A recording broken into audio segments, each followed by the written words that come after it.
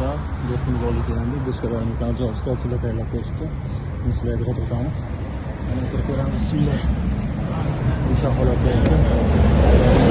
Bog'larni rezinga qoplashib, chiroyli holatda tayyorlab qo'yishdi.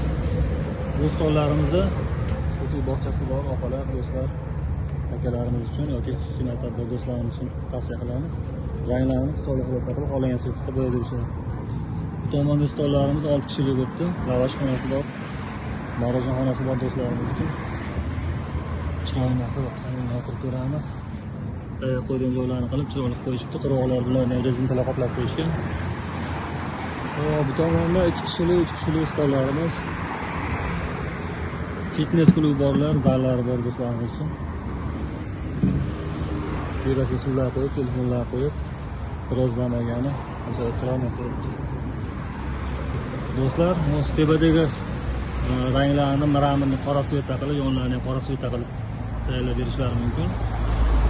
Profillarni atletkada qoldiraman, nomerlarni zakaz qilib, xohlagan turlarini qilib tayyorlashlari mumkin do'stlar. Aloqa qilishga